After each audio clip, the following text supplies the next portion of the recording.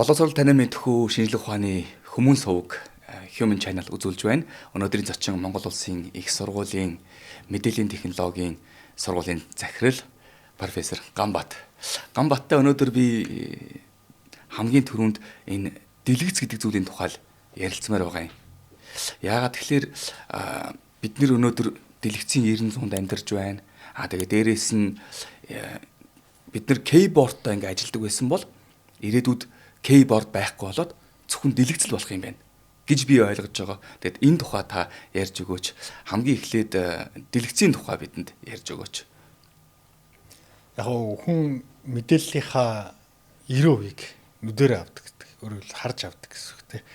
Тэгэхээр дэлгэцээр ер нь одоо л бүгд мэдээлэл авч байгаа. Асуулын үед нөө дэлгэцийн хамааралгаа хэтэрхий яриад нь шүү дээ. Тэр талаар болохоор мэдээллийн тэр бүгдийг нь бол дэлгэцээр авч байгаа гэсэн ихэнх мэдээлэл. Миний яг судалгааны чиглэл өнөөдөр ярих гэж бодож ирсэн юм маань юу гэхээр 3 хэмжээст дэлгэц. Хүн 3 хэмжээстээр яаж хардгийг, 3 хэмжээст дэлгэцийн ямар төрлүүд байдгийг тий. Тэрийг яаж мэдээлэл дамжуулдгийг гэдэг талаас нь ярих гэж бодож ирсэн. Яг миний өөрийн судалгааны сэдэв болвол доктор хамгаалсан сэдэв болвол нүдний шилүүгээр 3D-гээр хэрхэн харах вэ гэдэг тийм сэдвүүд судалгааны ажил хийдэг. Одоо чинь тэгээд хөмсгч нь одоо 5D, 8D боллоод хувирлаа штэ тий. Яг 3D гэдгийг хүмүүст тодорхойлтоор нь буюу яг шинжлэх ухааных нь үндэслэлтэй технологийн үүднээс хэлж өгөөч. Яг хүн чинь 3 хэмжээст ертөнцид амьдарч байгаа. 5D 6D-ийг бол яагаад юуг оруулж ирэх хэмжээд байгааг нь мэдэхгүй. Яг хугацааг оруулж ирээд 4 хэмжээст гэж болно. Өндөр өргөн урт гэдэг ерөнхийдөө 3 хэмжээст байгаа шүү дээ. Одоо X, Y, Z 3 тэнглэх. Тэгээ хүн төрлөختөн бол ердөөсөө л 3 хэмжээстэр л юмыг хэмжиж, тэрүүгээрээ төсөөл зурж бүгд явж байгаа байхгүй. Тэгэхээр 4 дахь хэмжээс яг цагийг нэмээд 4 дахь хугацааны хувьд 4 дахь хэмжээст гэж явдаг. Зүгээр дулааны үн нэмэн гээл яриад нь шүү дээ. Тэг чинь манайхан дулааныхаа суур үнийг тогтоох продукт 2 хэмжээстээр тогтоох. 2 хэмжээст гэдэг нь талбайгаар гэсэн үг шүү дээ. Гэтэл чи биднээс талбайг халаадгүй байр өрөөгөө халаадаг. Өрөө халаана гэдэг чинь өндөр орж ирж байгаа гэсэн үг тийм. Өндөр таацтай бол их дулаан, навхан таацтай бол бага дулаан зарцуулна шүү дээ. Тэгэхээр ер нь бол ийм 3 хэмжээст л гэсэн үг. Талбай дээр нэмэх нь өндөр гэдэг юм. Тэгээ хүмүүс ингээд бүх юмаа хэмжихдээ бол дандаа 3 хэмжээстээр X, Y, Z 3 тэхлийн дагуул хэмжиж байгаа. Тэрийг яаж үзүүлэх вэ гэдэг асуудал. Одоогийн хэрэгжилж байгаа дэлгэцүүд дандаа 2 хэмжээст байна. Одоо яг урдаас нь харж байгаа юм шиг л харуулдаг гэсэн. 3 хэмжээс дэлгэцийн хувьд одоо 3 дахь хэмжээс буюу гүнийг яаж үзүүлэх вэ гэдэг асуудал дээр тулгуурлаж ажиллаж байгаа гэсэн. Киноны гүн рүү орно шүү дээ. Дэлгэцийн гүн рүү орно гэсэн. Өөдөөс харж байгаа юмныхаа гүнийг те. Надаас ихэр хол ойр байгааг нь ер нь бол мэдрэнэ гэдэг санаагаар явж байгаа гэсэн. Одоо хэрэгжилж байгаа 3 хэмжээс дэлгэцүүд дандаа ийм 2 хэмжээс дэлгэцүүд дээр тулгуурладаг. Тэр нь яаж байгаа гэхээр хүний 2 нүд 2 өөр зураг хардаг гэдэг дээр үндэслэдэг байхгүй. За. Яагаад 2 өөрийг харж байгаа гэхээр хүний энэ 2 нүд чинь зайтай хоорондоо. Тэгэхээр зайтай гэдэг чинь хүний нэг нүдийг камераар төсөөлөх юм бол ийм 2 камер, зайтай байгаа 2 камер гэсэн үг байхгүй. Тэгэд баруун гардлыг нэг камер, зүүн гардлыг нэг камер гэх юм бол 2 өөр камер байх юм бол 2 өөр өнцгөр бичнэ гэсэн үг шүү дээ. Тэгээ 2 өөр зургийг авчна гэсэн. Нэг юм хараад 2 өөр зургийг авна гэсэн санаа байхгүй. Тэгээд тэр 2 өөр зургааг хүний тархинд нийлүүлээд 3 дахь хэмжээсээ мэдэрдэг гэсэн үг. Энэ зүгээр яаж 2 өөр нүд 2 өөр зураг хардаг гэдэг ингээд 5 уруугаа үднэс ингээд яг нүднийхээ урд ингээд баруун нүдний хурд бариад үзье. Тавлааны игнэнд орчих штэ. Тэгээд зүүн нүдээ нэгэ харахаар чигчийн ураа харагдаж байгаа юм. Тийм байна. Тэгэхээр эндээс ингээд хүний те. Тэгэд эн чинь өөрөө хэлбэл ингээд 2 өөр зураг харж байгаа гэсэн. Баруун зүүн нүд 2 өөр зураг харна. Тэрийг нь тархин нэгтгэхэд хүн амьтан хоорондоо ондоо юу энэ тухай бас ярьж өгөөч. Ер нь амьтад бол бүгд 2 нүдтэй хүнтэй адилхан. Махчин амьтад бол одоо харцсан ондоо нөгөө нэг өвсөн тижилтэй амьтан чинь нүд нь хойноо мойноо байдаг нэг тийм байгаад байгаа штэ. Шавжнаас бусд нь бол ер нь бүгд л 2 нүдтэй байгаа. 2 нүдтэй гэдэг чинь бол 3 хэмжээстээр харах боломжтой гэсэн үг байхгүй. Хизээ 3 хэмжээстээр харах юм гэхэлэр энэ 2 нүдний энэ харж байгаа өнцөг нь давхцсан үедээ гэх юм. Тайлбарлах юм бол одоо зүгээр юм цаас байлаа гэхэд биднес юм конус ингээ хойлоод үсгэж гэсэн үг байхгүй цаасаар. Тэгээд энэ конус дотор ингээ урдаа ирэх юм бол энэ конус дотор харна гэсэн үг байхгүй. Зарим амьтных нь бол ингээд ийм нарийнхан конус гэсэн үг. Зарим нь ийм бүдүүн конус гэсэн үг шүү дээ. Тэгээд нүд чинь өөрөө ингээд янз байхгүй юу. Харж байгаа өнцг нь хүний нүд чинь бол яг их зурдаа байгаа шүү дээ, урдаа тий. Тэгэхээр энэ хоёр конус ингээ хэлэхэд амьтны нүд гэх юм бол ингээд зарим нэг тагтааны нүд, өвсөн дэжил амьтны нүд баг юм хажуудалтай гэсэн үг байна. Тэгээд ийм харах өнцг нь их. Өөрөөр хэлбэл энэ харах өнцөг буюу энэ конусны хэмжээ нь их гэсэн үг байхгүй. Тэгээд ингээд харахлаараа тэр чинь ингээ баг 270 градус манаац ингээ харна гэсэн. Тэгээд ингэж явж байгаад хүн болоод ирэх юм бол энэ конус чинь ингээд нүд нь ингээд урагшаа махч амт чинь ингээ урагшаа ороод ирэх. Тэгэхээр энэ хоёр конус ингээд огтлцсон шүү дээ. Тэр огтлцож байгаа мужтай 3D-ээр хардаг гэсэн. Өгсөн дижитал амтнуудын хувьд тэр нөгөө урталтаа одоо тэр нөгөө харагдах өнцөг гэж ярьдаг байхгүй. Өнцгөр илэрхийлж. Одоо конус байлгыг чинь урт талбай гэдэг ингээд хэмжээс орж ирэхэд бол эднээсийг хялбаршуулад ингээд өсөд харах юм бол ийм өнцөг гэсэн. Тэг өнцөг нь ийм гурал ингээд өнцөг нь ингээд урдаас орол ийм байх юм бол баг гэсэн. Тэгээ миний уртлын нүдний өнцөг энэ хоёр өнцөг. Тэгээд энэ хоёр нөгөө давхцаж байгаа хэсэг шүү дээ. Тэр давхцаж байгаа хэсэгтэй л 3D-гээр харна гэсэн үг байхгүй. Тэгээд нөгөө голдуу махчин амьтдын нүд одоо яг хүн шиг гэсэн ингээд урдаа байдаг. Урдаа байхлаар нөгөө 3D-гээр харах зайн их гэсэн үг. 3 хэмжээст харах зайн. Тэгээ махчин амьтд чинь ямар нэг юм хөөгөл яг тухайн моментт нь хазах, барих үйлдэл хийх хэрэгтэй шүү дээ. Тэгвэл яг нэг 3 дахь хэмжээсээ буруу тооцоолох юм бол барьж чадахгүй шүү дээ амьтнаа тий. Тэгэхээр махтаа ер нь бол биологийн онцлог юм махчин амьтнуудын бол юм 3D-гээр харах мужи нь арай их. Өвсөн дижитал амтан жишээ тагтаа амтрнууд нь баг ингээд хажуу дээр байгаа байхгүй. Тэгэхээр нөгөө ойр орчныхоо амттайс зугтах махчин амт ирж байгааг харахын тулд ингээд их талбайгаар хардаг гэсэн үг байхгүй. Эзлэгнээ хардаг. Онцлогийн хувьд бол тийм өөл энтри ч юм уу хүн ч юм ингээд нүд нь ингээд урдаа байгаад байгаа онцлогнууд нь 3D-гээр харж мэдрэх хэмжээс нь их чухал гэсэн үг л. Зөв. Юу одоо ингээд 3D хэмжээсийг заяа. Одоо бид нэр ингээд оюун санаанда ямар хэлбэрээр ингээд хүлээж аваад байна гэсэн үг лээ. Тэрийг шинжлэх ухааныхын үндсээр нь тайлбарлаж өгөөч. Одоо ингэ одоо би зүгээр нөгөө асуух гэдэг асуулт болохоор нүдний хэмжээ бас их чухал байгаад тах шиг байна шүү дээ, тий. Ер нь бол 3 хэмжээс хүний ингээд дунджаар ингээд аваад үзсэн бол хүний хоёр нүдний хоорондох зай 6.5 см гэж байдаг байхгүй. Метр авир алах 6.5 см зайтай. Тэгээд өөрөөр хэлбэл хоёр камерын үүднээс 6.5 см зайтай байрлуулж байгаа биччихье гэсэн. Тэгээд хоёр камераар хоёр зураг бичээд тэрийг хоёр дэлгэцэнд үзүүлээд хүнд харуулчих юм бол хүн 3D-гээр харна л. Хялбар зарчмын хувьд бол ердөө л тийм. Тархинд нөлөө байгаа юу? Тархи ядрах уу? Тархины нөлөө гэхэлэр хүн ингээд өөрөө ингээд олон жил сураад мэдээлэл цуглуулсан байна шүү дээ. Тэнгүүд одоо энэ 7 хуруу байна гэдэг түрүүний ярьсан ингээд 5 хуруу ингээд нэг нэгнийд орчлоо шүү дээ. Тэгвэл энэ чигчээр ингээд өөрийнхөө мэдээллээс энэ хоёр цэг энэ хоёр зураг байгаа л гэж төсөөлнө гэсэн. Баруун нүдний зураг, зүүн нүд. Тэр дээр байгаа хоёр цэгийг л ингээд адилтгах хэрэгтэй байхгүй хүн. Адилтгаад тэр хоёр зураг чи хооронд юм зөрөөтэй гараад ирдэг. Тэр зөрөөг нь 3 хэмжээст гэж харна. Тэр зөрөө нэх байх юм бол 3 дахь хэмжээс нь хол тэр зөрөөнд бага байх юм бол 3 хэмжээс нь бага гэж ингээ хүний тархины ажиллагаа нь өөрөөдөө гэж ойлгож хүлээж авдаг гэсэн. Тэгээд дэлгэцүүдийг анханаас нь хийхдээ 6.5 см зайтайг хийчихэж байгаа байхгүй. Хүний нүдийг тооцоол энэ дунджаар ингээ хийчихэж байгаа. Хүүхэд үзвэл яах юм бэ гэдэг асуудал байна. Одоо энэ шилийг ярьж штэ тий. Тий, энэ шил гэсэн. Одоо энэ шилний энэ хоёр гол нь л ингээл тэгэхээр 6.5 см байхгүй. Тэгээд ингээд хий чинь хүүхэд байх юм бол мэдээж энэ хоёр нүдний хоорондох зай ойрхон байх. Хүүхэд байгаад хоёр нүдний хоорондох зай нь ойрхон болоод ирэхлээр хүүхэд тэр 3 дахь хэмжээсийг илүү их том болгож хардаг гэсэн. Одоо жишээ нь эффектийг илүү мэдэрнэ гэсэн үг. Эффект 3D эффектийг илүү мэдэрнэ. Жишээ нь миний хувьд одоо юу гэдгийг нэг амжаад ингээд одоо сэлэмчим ингээ байлаад ингээд харах юм бол нэг метр урттай байх юм. Шууд орж ирж байгаа юм шиг мэдэрч байна. Хүүхдийн хувьд бол тэр чинь бүр ингээд сэлэмнөр урт юм шиг санагдсан. Тэгээд нүдний хоорондох зай ингээд холдоод ирнэ шүү дээ. Тэгэх юм бол эффект нь багасаад байна гэсэн үг. Тэгэл угаасаа тэр нэг анханасаа тэр ялгаатай хоёр зургийг л хүнд яаж ялгаатай харуулах вэ гэдэг л юмд яваад байгаа. Дэлгэцний том жижигээс бас хамаарна гэсэн үг. Дэлгэцэн жижигхэн байгаад байх юм бол тэр нэг ижлэгний хоёр цэг байна шүү дээ. Тэр хоёр цэгийн хоорондох зай чинь ингээд ойртоод байна гэсэн үг. Тэгэхээр 3 дахь хэмжээс нь мэдрэглэх нь багасаад эхэлнэ. Эффект нь багасаад эхэлнэ гэсэн. Том дэлгэцэн дээр хараад байх юм бол тэр нь яагаад юм гэсэн хэлээ. Хоорондох зай нь ихсээд байгаа юм шиг болоод ирэхлээр эффект нь ихсээд байна гэсэн. Тэгээ бас байрлалаас хамаарна. Одоо баруун гар тал яг төвд нь суух уу, баруун тишээ суух уу, зүүн тишээ суух уу гэхлээр нөгөө кино чадварт одоо хаана суувал 3D хамгийн гоё харагдах юм. Ямар насны хүн, жоохон хүүхэд, том хүүхэд мэдгүй. Том хүн. Зүгээр кино театрга төвдөл суувал зүгээр. Төвдөл суувал. Яг төвд нь суугаад үзэх юм бол яг тэр төвдөн зориулаад тооцоо хийсэн. 3D шилж ингээд зүүжиж байгаа шүү дээ, тий. Эн чинь нүдэнд ямар одоо ингээд эффект үзүүлж байгааг хэлж өгөөч. Шилнүүд нь бол янз янз.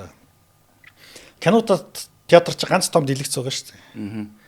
Тэнгүүд 2 проектор тусгачдаг байна. Ямар 2 проект?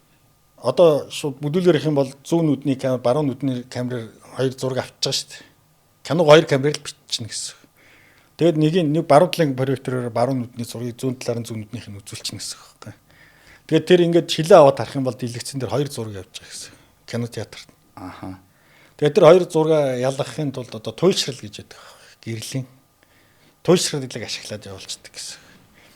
Нэг нь юм босоо туйлшралтай, нэг нь юм хөвтэй туйлшралтай 2 цацчихна гэсэн. Тэнгүүд нөгөө нэг талд нь шилэн нэг нь босоог нэг нь хөвтэй туйлшралтай шил байдаг. Тэгэхээр баруун нүднийхээ зургийг зүүн нүднийхээ зургийг л харна гэсэн. Өшөө нэг туйлшрал гэхэлэр ч яг үдэ нэг цахилгаан соронзон долгион гэдэг ирэхлээр нөгөө зөрөө болоод ирж байгаа байхгүй. Цахилгаан соронзон цахилгаан орных нь ингээд векторээр нь явна гэх юм. Нэг нь өшөө нэг туйлшрал юм гэхэлэр юм цагийн зүүнний дагуу эсрэг гэдгийг ашигладаг. Кино театрууд голдууд юм цагийн зүүнний эсрэг дагуу гэдгийг ашигладаг гэсэн үг. Тэгэхээр одоо нэг проектороос цацж байгаа гэрэл нь урталт нь фильтр тавиад өгчлээ ингээд туйлшрал гэж юу юм гэхэлэр тэрийгэ жоохон тайлбарлахгүй бол ойлгомж байна. Загасчдын шил гэж байдаг шүү дээ. Мэдгүй за юу байдгийг. Нүдний шилний газар очиод ингээд юм туйлшруулагчтай шил. Жил намайг загсан давж явж одоо анх загстай мэдрүүлсэн хүн шүү дээ. Зөвхөн нүдний шилний газар ороод туйлшруулагчтай шилгээд асуухлаар аяндаа ингээд нэг юм харуулна. Тэрнийх нь урд ингээд барихлаа. Тэр нь туйлшрагч тий. Цагаан юм шиг юм харагдаад яг тэр шилийн ингээд тавихлаар дүрсэн дотроо гараад ирдэг байхгүй. Тийм нэг за одоо саналаа тий. Тийм эмийг чинь одоо нөгөө шил зарахтаа сурталчлагтаа нөгөө загсны ийм зурагтай ингээд байж идэг шүү тий. Цагаан үзүүлээд за одоо энэ шилийг зүүхээр харагдаж байгаа юм гэдэг.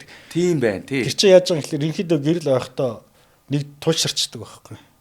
Одоо туйлшрал гэж юу гэхээр өнцгөр хэмжих юм бол ингээд ийм одоо энэ шиг юм арзгар юм байна л гэж төсөөлч тий.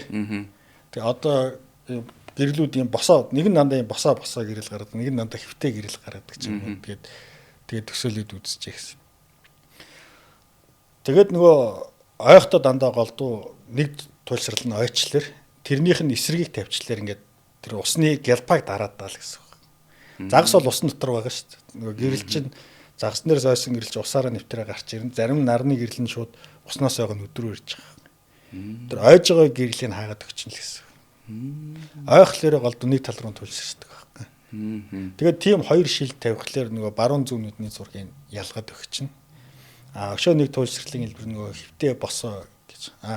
Хамгийн энгийн арга нь бол сүүлийн гэрт байгаа 3D дэлгэцүүд хамгийн энгийн арга нь хугацааны хувьд өөр зураг үзүүлдэг гэсэн. Нэгдүгээр кадр дээр одоо кино гэдэг чинь хамгийн багадаа ингээд секундэд 24 кадр үзүүлэх ёстой шүү дээ. 27. За 27 одоо заахаа сүүлийнх чи 100 муу 100 200 тайм янз янз байгаа тий. За жишээ нь бүгдээрээ 50-ыг үзүүлдэг гэж бодчих. За.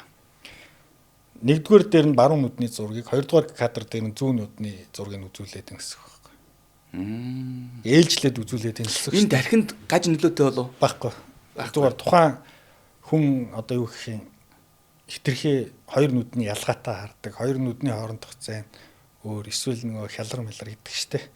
Тим юмгүй бол хүнд бол нэг тийм гаш нөлөө үзүүлэх. Тэгэд нөгөө нэгдүгээр зургийн киног кадрыг үзүүлж, баруун нүдний кадрыг нэгдүгээр кадрыг үзүүлж яхад энэ шилээ нээчихнэ гэсэн үг.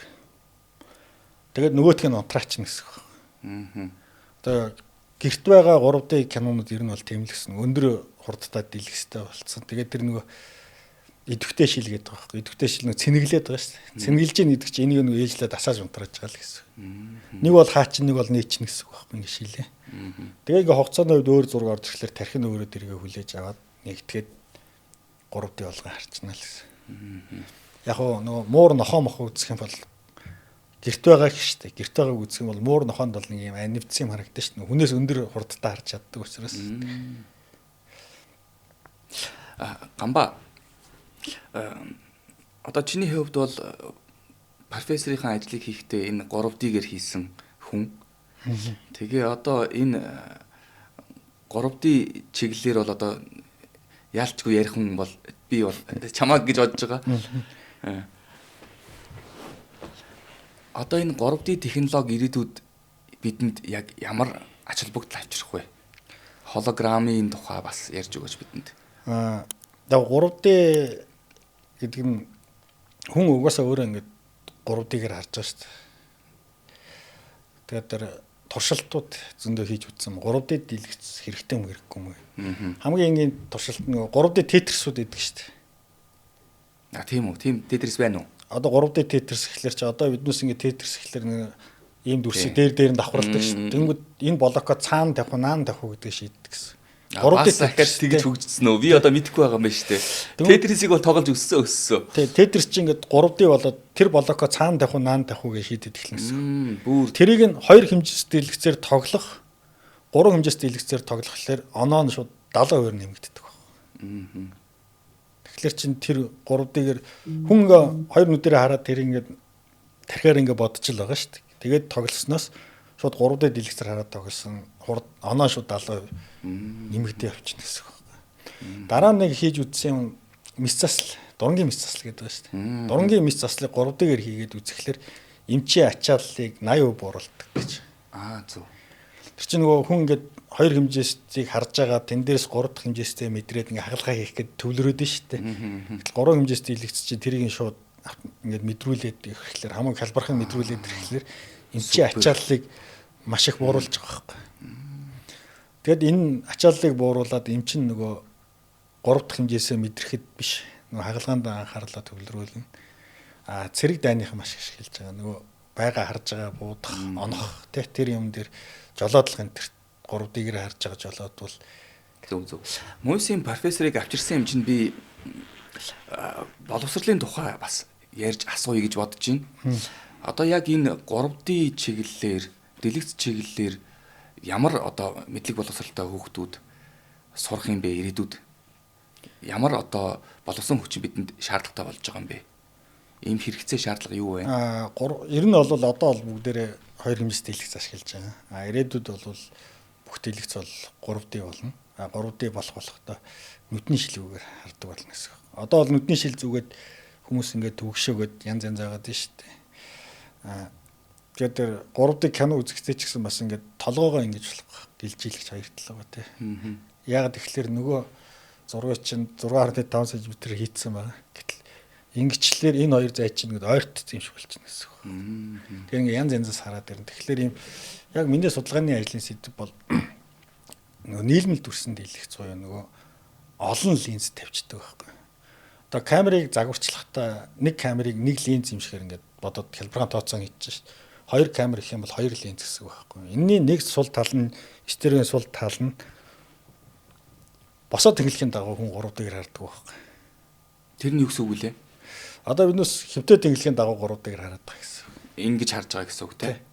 Тэнгүүд босоо ч юм болохоор одоо 3D-гээр харж байгаагүй хүн яаж мэддэг гэхэлэр зүгээр ингэн гэсэн. Нэг нүдээ дарчаад толгоогоо ингээ хөдөлгөн шүү дээ. Хөдөлгөөн дээр тий. Одоо тэнгуү чи 2 ийм шон ингээ зэрэгцүүл тавьчаад өвн толгоогоо хөдөлгөлөөр энэ 2 шон байна цаана нэг харж шүү дээ. Ингээ харж шүү дээ энийг тий. Тэнгуү чи босцоовол бас тэрийг чи харж чадсан шүү дээ. Босцоовлаар тэгээд цаана нэг хараад байна гэдэг чи хөдөлгөх болгонд өөр зураг хараад байгаа гэсэн үг байхгүй. Хөвтэй тэнглэхийн дагуу. Тэгээд босцууна гэдэг чи босоод тэнглэхийн дагуу өөр зураг харах хэрэгтэй шүү. Гэтэл анханаас тэр 2 камер чинь хоёрыг ингээд тавьсан учраас босоод тэнглэхийн дагуу босцуугаад босоод тэнглэхийн 3 дахь нь мэдрэхгүй л гэсэн. Одоо юу гэсэн гэхээр юм 2 бөмбөг зүүцсэн гэж бодъё те. Яг дараалаад юм 2 тест бөмбөг ч юм ингээ агаарт зүүцсэн бай. Тэгэх юм бол хүн 3D кино үзэж байгаад хожид ишгэн гэх юм бол тэрийг нь хажуу талаас нь харчин. Босоогоор нь гэх юм бол тэр хоёр бөмбөг нь яг адилхан юм шиг л харагдана гэсэн. Тэгэхээр одоогийн хэрэгжилж байгаа юмнууд бол ер нь бол зөвхөн хэвтэ тэнглэгийн дагуу 3D хардаг. Тэгвэл босоог нь яахын тулд босоо тэнглэгийн дагуу 3 дугаар харахын тулд яах хэрэгтэй вэ гэхээр нөгөө камерыгаа тоглох нэмэх хэрэгтэй гэсэн. Одоо хоёрыг тавьчихсан ба шүү дээ. Дахиад дээр нь хоёрыг тавьчих юм бол биднес босоогийн дагуу харна гэсэн. Тэгээ камерныхаа тоог л ингээд хэвтэ босоо тэнглэгийн дагуу ингээд одоо матрц өрж байгаа юм шиг өрөөд инэсэх байхгүй. Нэг өөр хэлэх юм бол зүүрлэх юм бол одоо нэг давхар байшин гэж бодоход хоёр цонх байна шүү дээ. Тэрийг нэг камерыг явуулчих дээ. Тэгвэл олон давхар байшин болгоё. Олон цонх болоод ирнэ шүү дээ. Олон цонхоо бүгд дээрээ камергээд үзчих юм бол биднес тэрийг 3D-ээр үзэх боломжтой гэсэн. Тэгээд тэр нөгөө олон камераас авсан зургнуудаа нийлүүлээд нэг дийлэгцэнд үзүүлээд тэгээ камер болгоных нь урд буцаагаад линз тавьчих гэсэн үг. Зураг болгон авчих шүү дээ. Одоо юу гэдгийг ийшээ 4 гэхэлэр 16 өөр зураг авна гэсэн үг байхгүй хүн. Хэвтэ 6 босоо ихлээр 4 4-ийн 16 өөр зураг авчин. 16 дийлэгцний урд бүдүүлгээр ирэх юм бол 16 линз тавиад хүн тохируулаад өгчих юм бол тэр хүн хэвтэ босоо тэнглэхийн дагуу 3D-ээр харна гэсэн. Ямар гоё. Тэгээ одоо тэр технологи нөгөө нэг линз чи өөрөө ямар үнэтэй вэ? Тэрийг тэгж олноор нь ингэж томоор нь тавихлаар чинь 3D-ээр харахад бол биднээс 16 дийлэгц авчир тавих хэрэгтэй болох гэдэг шүү дээ. Тэгэхээр жоох үнэтэй байдаг гэсэн. Нэг дийлэгцэл одоо гайгүй шиг дийлэгц гэтэл нэг сая байна шүү дээ. Тэгвэл 3D-гээр 16 дийлэгц шаардлагатай гэх юм бол 16 сая төгрөг нийт өртөг өндөртэй тооцоол хийх тийм ажлууд. Тэрийг яаж хурдан тооцоолох вэ? Өртгийг нь яаж бууруулах вэ гэдэг асуудлууд дээр судлаа хийж гисэн хүмүүс. Зөв. Би нэг ийм юм асууя. Одоо ч ингээд хамтлаг дуужид муучдыг харангуут нөгөө нэг бурхны оронд заларсан супер дуужид маань холограмаар ирээд тайзан дээр дуулж муулж бүжиглээд байгаа штэ. Тий. Холограм технологийн тухай ярьж өгөөч. Манайд одоо бас тэр болгон нэгт хөгжиж чадахгүй байгаад байна. Дэлхийд бол аль хэдийн төрүүлээд явцсан байгаад байдаг. Холограм гэдэг чинь хоёр янз байгаа ш. Жинхэнэ хуурамч гэж үзэж хувааж байна. Хуурамч гэдэг нь юу юм гэхээр юм шил тавиад дүрс ойлгож үзүүлээд байгаа байхгүй. За. Шил чинь зарим нь ойлгон зарим нь нэвтрүүлнэ шүү дээ. Тэрийг зарим нь ингээд холограм гэж яриад байгаа. Одоо YouTube дээр байгаа бичлэгүүд ихэнх нь бол тэр гэсэн үг. Холограм болохоор далайц болон паз мэдээлэл авал. Паз. Паз гэж юм бэ гэхээр нөгөө хугацааны зөрүү байхгүй. Жишээд би болцсон цагаас өнөөдөр 30 минут хоцорчлоо гэвэл хугацаанд зөрж байгаа шүү дээ. Би 30 минут 10 минутын өмнө ирлээ. 30 минутын хойно ирлээ гэх юм бол хугацаанаас өмнө хойно ирсэн гэдэг нь өнцг рүү шилжүүлчихдэг байхгүй. Градусаар хэмжинэ гэсэн. Хугацааны зөрөг өнцг рүү шилжүүлэхээр паз гэсэн үг байхгүй. Тэгээ пазын мэдээлэл яагаад чухал юм бэ гэхээр цаана наанаага хоёр юм биш. Гэрэл тус адилхан гэрэл тусгалаа гэхэд наана байгаагаас нь хурдан ирээ цаанаагаас нь арай удаа ирнэ шүү дээ. Яг гэрэл чинь маш хурдан болохоор хүн мэдрэхгүй байгаа. Яг тэрийг нь бичиж аавна гэсэн үг. Дуу ах юм бол тэгээ шүү дээ. 500 м-ийн зайтай хоёр хүн зогсоож байгаад тэнд хүн сонсох юм бол эхлээд нөгөө наан байгаагийн сонсоод дараа нь цаана байгаа хүний дуу нэрнэ шүү дээ. Тэгэнгүүт нөгөө ял цөөрэ баг. Цөөрэ чинь ингээл цөөрөтөд гэдэг чинь өөр юмнаас өөр занаас ирээд ингээд сонсогдоод байна гэдэг чинь хугацааны хувьд ялгаатай болчиход байгаа байхгүй. Тэр хугацааны хувьд ялгаатай юм нөгөө өнцгөр хэмжиж чинь гэсэн. Өнцгөр хэмжээд паз гэж нэрлэлчихэд байгаа байхгүй. Тэгээд нөгөө пазын мэдээллийн бичин амплитуд гэж байгаа. Амплитуд буюу далаац гэдэг нь юу гэхээр тод гэрлүү бүдэг гэрлүү гэсэн. Ингээд ийм жинхэнэ холограм бол ийм хоёр мэдээллийг бичиж аавна. Тэгээ хоёр мэдээлэл бичиж яваад хоёр мэдээлэлээ боловсруулна. Одоогийн тэр шоу үзүүлж байгаа, entertainment үзүүлж байгаа, тэр YouTube дээр бичлэгүүд бол зүгээр л пилонк юм шил тавьчаад тэрэндээ дүрс ойлгож үзүүлчихэд холограм гэж яриад байгаа. Тэр бол холограм бол биш л дээ. Тэр бол тэр чинь ингэж харагдаад байлаа шүү дээ. Яг ингээд одоо чиний ярьж байгаагаар бол 3D харагдаад байгаа байхгүй юу? Чиний саяны тайлбарж өгснөөр бол яг нэг юм хавтгай харагдах гээд байгаа байхгүй юу? Тийм тий, Гамба? 3D гэдгийг биднээс яаж мэдэх? Бид нэр хууртаад байна гэсэн үг хараад. Биднес тэр ч дандаа 2 хэмжээтэй хэлэхтэй хараад байгаа шээ. 2 хэмжээгээр хараад байгаа юм байна тий. 3 4 гэдгийг бид 2 хэмжээ мэдэхгүй байхгүй. Зам дээр зураг зурцсан байдаг шүү дээ. Стрит арт гэдэг нөгөө зам мам дээр ингээ зураг тавьчаад 3D-гээр 2D зам дээр зурчаад ингээ харахаар 3D-гээр хараад байгаа шүү дээ. Тийм л юм үзүүлээд байгаа. Тэр яаж байгаа юм гэхэлэр яг тэр зэг яг тэр өнцгөөсөө л 3D харагддаг байхгүй. Тэг өөр байрлалаас ингээ шилжлээр 3D харагдахгүй байхгүй. Тиймэрхүү л яг жинхэнэ холограм энэ төр нь бол маш үнэтэй өндөр технологи. Тэгээд одоо дандаа лазераар бичдэг байхгүй. Яагаад лазер ашиглаад байгаа юм гэхэлэр одоо энэ биднээс энэ хэрэглээд байгаа гэрлүүч чинь түрүү нөгөө хугацааны зөрөө гэж ирсэн шүү дээ. Фаз уу нөгөө хугацааны зөрөөг өнцгөр хэмжлэлээр фаз гэж ойлгоод хугацааны зөрөөтэй гэрлүүд үүсгээд идэг гэсэн үг. Лазер бол яг хугацааны зөрөөг гэрэл үүсгэнэ гэсэн. Тэгээ биднээс нь хугацааны зөрөөг хэмжиж авахын тулд хугацааны зөрөөгөө гэрэл тусах хэрэгтэй байх гэдэг шээ. Анханасаа хугацааны зөрөөтэй бол наанаас ирсэн цаанаас ирсэн ирүүднийг шалгах чадахгүй байхгүй.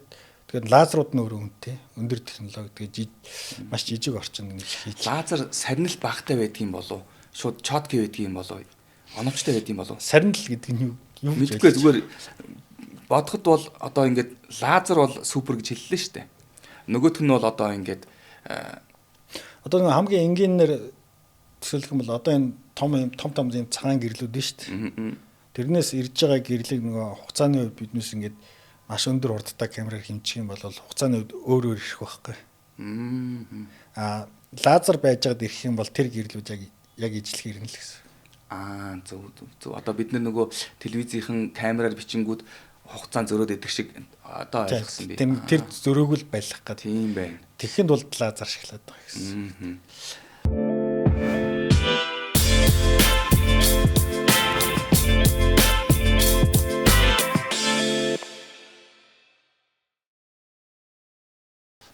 Хугацаа богинохон байгаа учраас би мөсийн захирлыг профессорыг урьсан учраас яалчгүй одоо эсэлтийн ерөнхий шалгалтын тухай асууж ярилцмаар санагдаж байна. Энэ бол одоо үеийн үед яригддаг хамгийн чухал сэдв. Тэгээд сүүлийн үед одоо миний эргэн тойронд байгаа зарим нэг 10 жилийн хүүхдүүд ээш өгөх хэрэггүй мэрэггүй гэл одоо ингээл өгөхгүй өөр гадагшаа явна гэл ингээл байна л да. Тэгэхээр ээшийн ерөнхий шалгалтын тухай бидэнд ярьж өгөөч. Тэр 800 оноо. Дээрээс нь одоо энэ хаанаас оролцож байгаа хүүхдүүд нь хамгийн супер үнэлгээтэй өндөр байна. Одоо олон жилийн ээшийн судалгаа хийсэн статистик мэддэг хүний хувьд ярьж өгөөч. Яг зөвхөн ээшийг нэг сонирхоод үзэхгүй. Доктор хамгаалж ирж байгаа ингээд хичээл ороглоор 4 сая ярьлаа шүү дээ. Паз, далаацгаа ярьж штэ. Тэр хүүхдүүд ингээд тийм ойлголт байхгүй. Одоо интеграл, дифференциал, уламжлал гэж штэ. Тэгсэн мөртлөө ээш дээр амар өндөр оноо авдаг. Тэгээд 600, 700-аас дээш өнөө авцсан гэдэг. Тэгээд ийм энгийн ойлголт мэдэхгүй. Тэгээд энэ ээш гэж юу юм бэ гэж сонирхож үзэхгүй. Тэгээд тэр чинь бүх хичээл дээр 100 онооны шалгалт авчихсан. 100 онооны шалгалтаа ховлаад 800 болгоод өгчөж байгаа. Ховлохтаа тийм нормал тархалт гэж нэг тархалт байдаг. Тэрийг ашиглаад ховлоод өгчдөг. Нормал тархалтны юу юм бэ гэхэлэр зүгээр ингэ л гэсэн. Монгол хүний дундаж өндөр 170 гэж штэ. За. Тэгэл ингээд 1000 хүн ч юм уу 100000 хүний өндрийг хэмжих юм бол 170 дээр 170 өндөртэй хүнийг тоолчихсан. За. Тэгэхээр нэг 500 ч юм уу байсан. Тэгээд 2 метртэй хүн нэг ч юм уу ингээд байж штэ. Тэгээд тоогоор ингээд тоолоод тавихлаар нэг бүхтэй тимээших юм гарна гэсэн.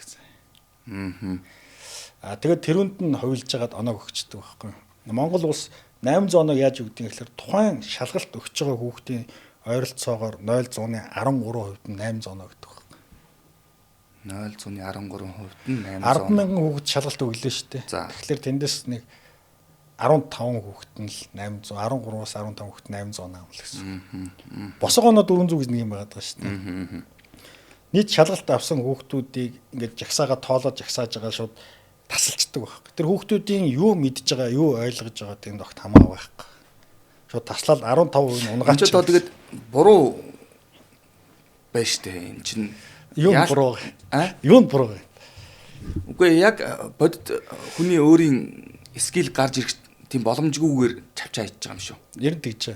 одоо нэг монгол хэлний шалгалт аваад байгаа шүү дээ. Тий. Эхлээд 80% нь л тэнцвэл нөгөө Эшийн нөгөө босго 400 гэдэг оноо тавихтаа тэр ашиглаад байгаа байхгүй. Тэгээ нөгөө хүүхдүүд ингээ оноо аваад ингээ жагсаач. Оноогоор нь жагсааж байгаа л тэрний юу мэдж байгааг мэдэхгүй хамаагүй байхгүй шууд таслал 85% тэнцэн 15% тэнцээг өсөх байхгүй. Дахиад хоёр дахь шалгалт авна шүү дээ. Хоёр дахь шалгалт авах хэлээр нөгөө 15% байгаа шүү дээ. Унсан 15%-ийнхаа дахиад 85% тэнцүүлээд 15%-ыг хасаад тавьчих л гэсэн. Дахиж аваад нь шүү дээ. Тэр чинь нөгөө ингээд энэ өөрөө Эшийн хэмжээст оноо ганцхан юмд л хэрэгтэй. Хоёр юмд ашиг хоёр хэрэгтэй. Нэгдүгээрт нь хэдэн үеийн тэнцвүүлэх, хэдэн үеийн тэнцвүүлэх нөгөө бүх хичээлийн босгоног 400 гэж тавьж болно гэсэн. Өшөө хоёрдугаарт нь улс төрчийн хувьд, улс төрчдөд юу хэрэгтэй юм гэхэлэр боловсролын систем гоё байна л гэж үзүүлэхэд хэрэгтэй. Тэгээд тэр 6-700 та оноод өгч уламжлал авч мэдэхгүй, пааз мэдэхгүй, далаац мэдэхгүй орж ирээд их сургуулийн хичээл сурахад хэцүү байхгүй. Тэгээд ингээд сурахад амар төвхтөө хэцүү. Дахиад одоо босоо оноол тогтооход ер нь бол давуу талтай. Нөгөө талаасаа улс төрчтэй хувьд болохгүй байгаа юм а энэ системийн гажуудлаа нуугаад хүүхдүүд гой бүгд 800 аваад 0.13 800 аваад те 85% ингээл 400-аас дээш оноо аваад байгаа юм шиг харагдана. Их сургуулийн босгоно гэдэг нь одоо ойролцоогоор 57% гэсэн. Зүгээр тайлан гаргах тооны төлөөл ажиллаад байна гэсэн үг вэ шүү дээ тий. Тэнгүүд чи одоо янз янзын ийм сонирхолтой тоонууд байгаа байхгүй. Жишээ нь би бол одоо чинь босго оноо гэж тий. Математикийн хичээлийн босго оноо 2024 онд 100-аас 100 онооны шалгалт авна. Бүгд 100 онооны шалгалт аваад 14 оноо авах юм бол 400 онооны босго байхгүй. Тэгвэл ингээд монгол хэл байх юм бол 27 гэсэн. Биологи байх юм бол 29. 100-аас 29 онооны шалгалт авах юм бол 29 оноо авчвал тэр хүүхэд биологийн 400 онооны босгыг давна гэсэн. Гэтэл биднээс хувьд босго оноо хэд байсан гэхэлэр 20 оны шалгалт өгдөг 50% авах хэрэгтэйсэн байна. Гэтэл одоо 50% хүүхдүүд угаасаа хүрэхгүй байх гэсэн үг. Тэгэхээр яага ингэ муудаад байна? Муудаад байгаа шалтгаан ер нь бол олон шалтгаан байна. Хамгийн нэгдүгürt ер нь боловсролыг бол хамгийн түрүүнд гаргамд нь хайсан. Тэгэл тийш хөрөнгө оруулдаг ингээ хайчдаг. Одоо биологи, хим, биологи, физик гэдэг ингээд ийм лабораторид орчин нөхцөл шаардсан юм байх хэрэгтэй. Гэтэл тийм юмтай сурвал баг байхгүй. Тэгээд багш нараас сурах хэрэгтэй тий. Багш нарын технологи ингээд юм ингээ маш их хөгжиж байгаа байхгүй. Гэтэл чи одоо биднээс үед нааг төгсөж байгаа компьютер чинь бараг дөнгө шинэ юм байсан. Гэтэл тухайн үеийн над компьютер зааж ирсэн багш одоо хүртэл компьютерээ зааж байгаа байхгүй тий. Гэтэл тэр багшийг хідэн үе шатаа хэдэн удаа сургасан бэ гэдэг юм бас байх хэрэгтэй байхгүй. Тэр хүн тэр тухайн үеийн мэдлэгээр яваад байгаа юм уу хийж мэдэхгүй шин. Тэгээд энэ сургалтуудаа хийх ёстой. Гэтэл хөрөнгө оруулах гэхэлэр манайхан чинь нөгөө соёлын төмөө гэдэг нэг цуглаан уулзалт зохион байгуулдаг юм ингэж хөрөнгө оруулдаг, тийшээ өгдөг. Тэгээ боловсрлоо ирнэ ингээд гаргуунд нь ирнэ хайцсан л гэсэн. Тэгээд энд бол онцгой анхаарал явал зүгээр л дээ. Түрүүн нөгөө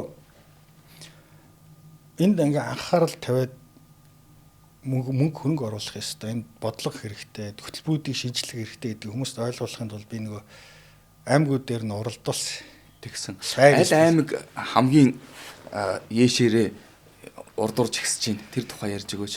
Сүүлийн үед бол Өвөр хангай аймаг сайн байна.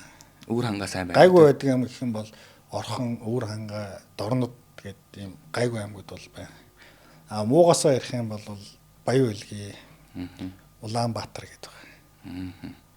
Гэтэл чин Улаанбаатарт яагаад багштай холбоотой шууд 100% багштай холбоотой байна уу? Аагүй багштай холбоотой гэж хэлж болохгүй. Энэ боловсролын систем орчин нөхцөлийн ялгаа маш их. Зөв. Одоо Улаанбаатарт байгаа хүүхдүүд чинь гадагшаа их явж энэ том дэлхийн олимпиадуудаас медаль аваад байна. Энэ том сургуулиудын хүүхдүүдийн орчин нөхцөл, захын сургуулийн орчин нөхцөл төсөөр байна. Улаанбаатар хотын нийслэлд модон жорлонд хүүхд бийцэж байгаа. Тэр чинь сумаас доор нөхцөлтэй байна. Жин ингээд энэ хэвээр ингээ үргэлжлэх юм бол энэ биднээс энэ захын орол буюу гэр ороллууд бол удахгүй алтар царайд кинонд гардаг шиг ядуусын орол болж байна. Угаасаа болоод эхэлчлээ. Венесуэл болоод хувирлаа тий. Тэгээ ер нь болоод эхэлчлээ шүү дээ.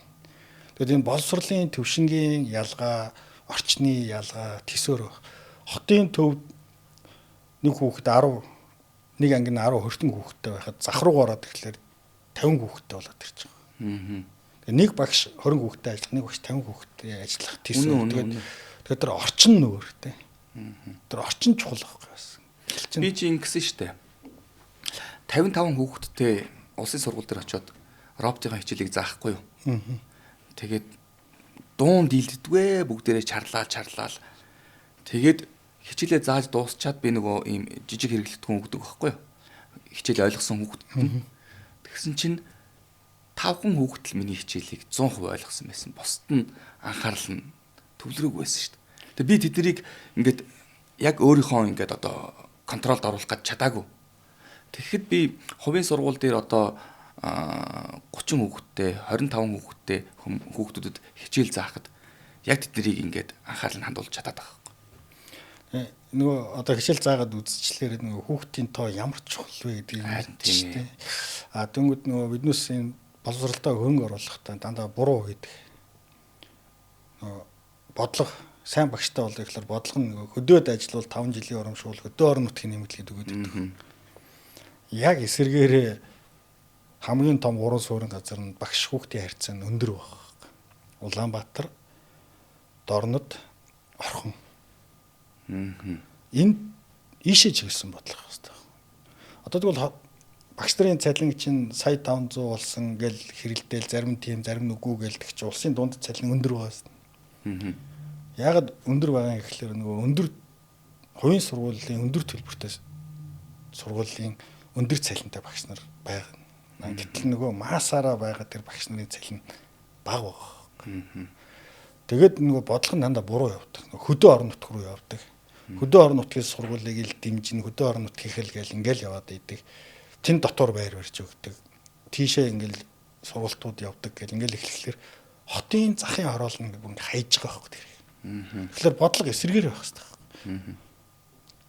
Нэг ангид байх хүүхдийн тоог 30-аас хэтрүүлэхгүй. Нэг багш дооногт хүүхдийн тоог 30-аас хэтрүүлэхгүй. Тэгээд ингээд ирэхлээр хаана вэ гэхэлэр тэр хотын ийм захын тэгээд энэ зарим нэг дүүргийн сургуулиуд, улсын сургуулиудын ачаал маш өндөр ба шүү дээ. Тэрний тоог бууруулах хэрэгтэй. Хөдөөд биш хотод сургууль ярих хэрэгтэй. Ийм эсрэг юм яваад байгаа. Хотод сургууль байгуулахтай дахиад хэлэхэд заалтаа 0-той байх хэрэгтэй. Дотроо 0-той, дотроо заалтай байх хэрэгтэй. Энэ ч орчин баг. Орчин маш чухал. Энэ их амьдралын төвшингийн ялгаа, орчны ялгааг арилгах ганцх юм бол боловсрал. Боловсролтой сургууль. Сургуулиар л арилгах нь сургуулийн стандартны жил байна. Хэрвээ энэ чигээр үргэлжлэх юм бол 5-10 жилийн дараа Монгол улс албан ёсоор ядуусын орлыг зарлана.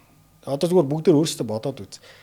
Хамгийн сүүлд би хизээ гэр орол орсон мэгээ бодоод үз.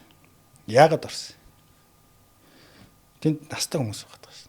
Тэр настай хүмүүс ингээд байгалийн жамаар угаасаа ингээд цөөрөн шүү дээ. Цөөрөл тийшээ явах хүний тоо цөөрөөл гэсэн. Тэнгүүд ингээд энэ орчин чинь ингээд ийм ялгаа ингээд үүсгээд байгаа. Энэ дээрээ энэ улсын бодлого энэ төвлөрөх ёстой.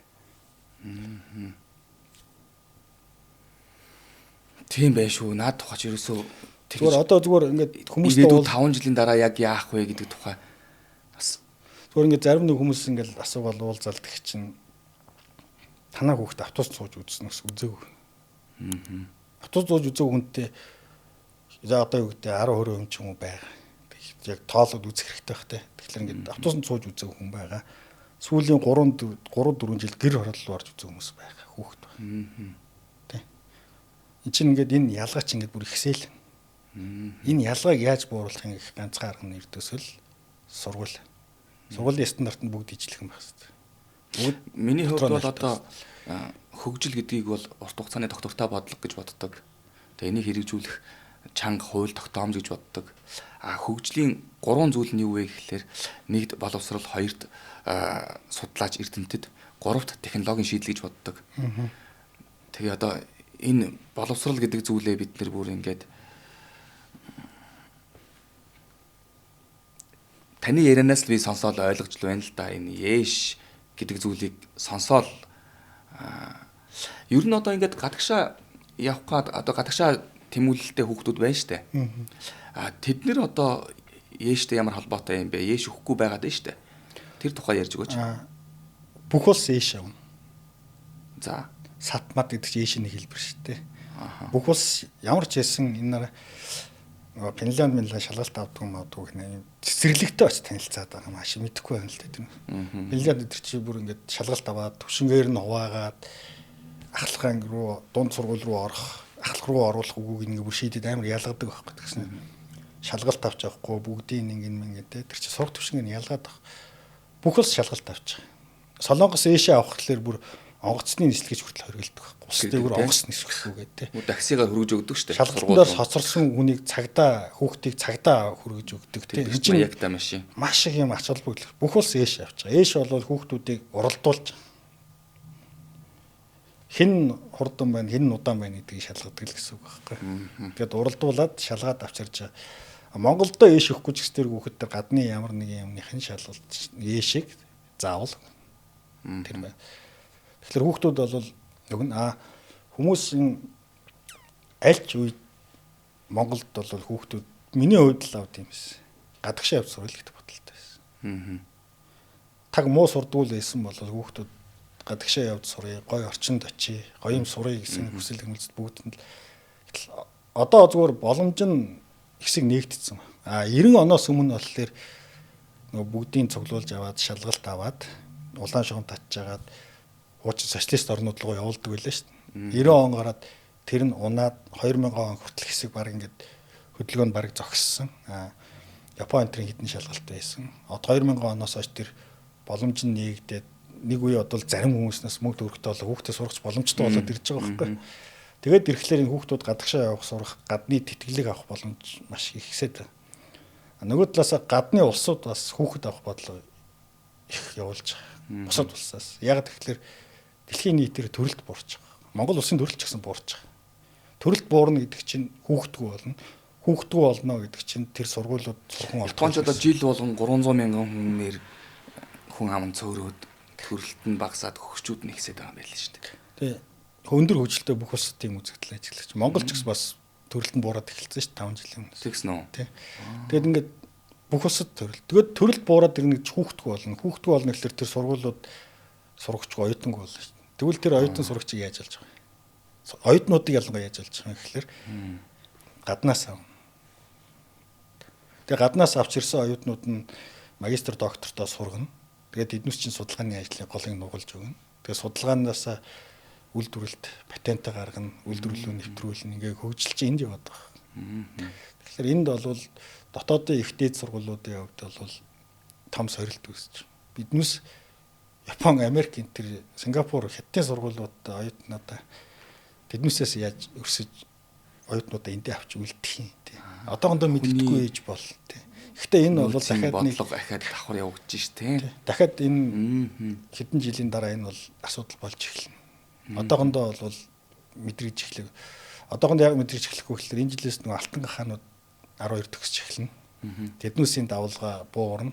Тэрний дараа биднээс яг төрөлт буурсан үеийн хүүхдүүд сургуульд ороод ирнэ шүү дээ. Төрөлт буурсан үеийн хүүхдүүд чинь сургуульд ороод ирэхлээр баг сургуулийн хэрэгтэй хэрэггүй гэсэн. Тэгээд эдгээр чи дараа нь дунд руу ахлах руу орно. Дахиад их сургууль руу ороод ирнэ. Уржин жил чинь нэг хэсэг баахан оюутнуудын тоо цөөрөөд их сургуульд элсэгчдийн тоо бага болсон шүү дээ, тий? Уржин жил л үү? Тэр чинь нөгөө системийн өөрчлөлт хийгээд Монгол улс том шилжилт хийж байгаа байхгүй. 10 жилээр төгсгдөг байж байгаа 11 болгоод 11-ээс 12 болгоод ингээд өсрөгөөд юм шилжилт системийн шилжилт хийхэд нэг юм тийм зурс үед угаасаа төрөлт 2000 оны 1995-аас хойш 2000 он алтан гахаа хүртэлх төрөлт буурсан тэр жилүүдэд угаас төрөлт буурц хүүхэд зөөхөн тэн дээр нэмээд нэг юм шилжиж эхлэхээр зарим нэг ингээд өсрөгчж байгаа байхгүй. Өсрөгчлөөр зарим нэг хүүхдүүд нь тоон дутаа юм шиг болчиход байгаа. Гэхдээ яг Монгол улсын хувьд нэг ойрын хэдэн жилдээ бол алтан гахаан давлгаанаас хойш төрөлт нь өссөн. Одоо тэднээс нь дунд сургуульд төгсөж ирэхлээр яг ойрын хэдэн жилд бас гайгүй байх боловсрал. Ихтэйд боловсрал нь бол арай гайгүй байх. Баярлалаа. Гамбат захирлаа профессор. Би таныг дахиад нэг дугаарт бүр чухалчлан спешиал ярилцлага хий гэж бодлоо.